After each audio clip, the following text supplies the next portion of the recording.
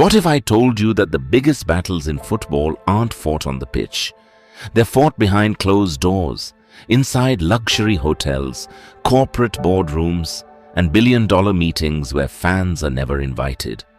Every weekend, billions of people believe they're watching the world's most beautiful game. They cheer for their clubs, celebrate impossible goals, and dream of glorious victories. But behind the trophies, behind the superstar players, behind the unforgettable moments, football has become one of the biggest businesses on earth. And in that business, loyalty is often worth less than money. Today we're pulling back the curtain on the hidden world that most fans never see. By the end of this video, you might never look at football the same way again. Chapter 1. The game. That became an industry. Football wasn't always about billion-dollar deals. Years ago, clubs belonged to local communities.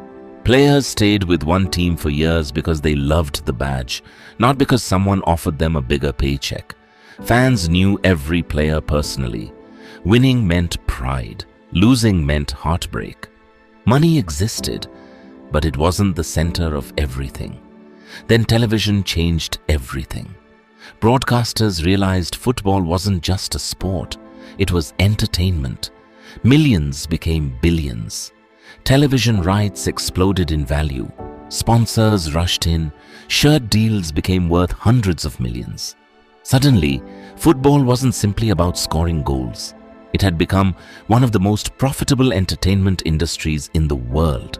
And once huge amounts of money entered the game, everything changed. Chapter 2. The price of a superstar. Imagine you're one of the best young footballers in the world. You dream about trophies. Your family dreams about seeing you succeed. But before you even kick your first professional ball, people are already making money from your future. Agents compete to represent you. Sponsors watch every move. Scouts follow your matches. Marketing teams analyze your popularity. Social media experts measure your influence. To many companies, you're no longer just an athlete, you're a business investment. Today, a world-class transfer isn't only about football ability. Clubs ask questions like, how many jerseys will he sell?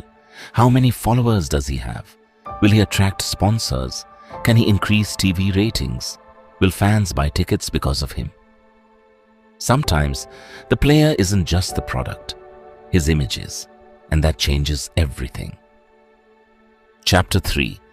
The billion-dollar machine. Think about what happens when a superstar changes clubs. Fans celebrate. Breaking news floods every phone.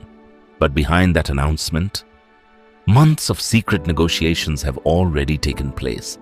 Lawyers, agents, marketing executives, financial advisors, club owners, commercial partners, everyone wants a piece of the deal.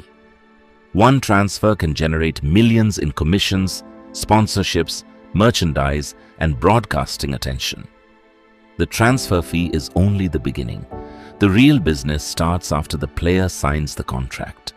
New shirts, new advertisements, new sponsorship campaigns, special edition products, international tours, social media promotions. One signature can create hundreds of millions of dollars in global business. That's why modern transfers aren't just football decisions, they're business decisions. Chapter 4. Are fans the customer? Here's a question nobody likes to ask. Who is football really made for today? The supporters inside the stadium or the millions watching around the world? Ticket prices continue to rise. New subscription services appear every season. Exclusive content requires another payment. Limited edition jerseys become more expensive. Even pre-season tours are planned in countries where clubs can earn the most money. Of course, clubs need revenue to survive. That's part of modern sports. But many longtime supporters feel something has changed.